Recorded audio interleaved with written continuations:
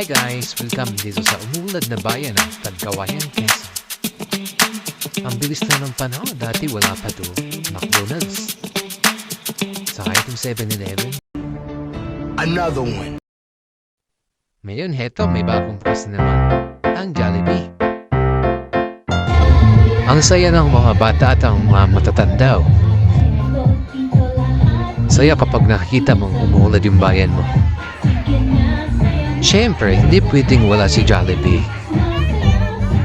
Enjoy kayo guys!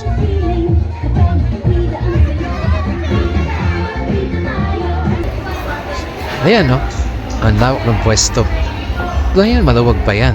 Pero pagdating ng mga araw, maglalabang po na naman. So dami ng tao gustong kumain kay Halil.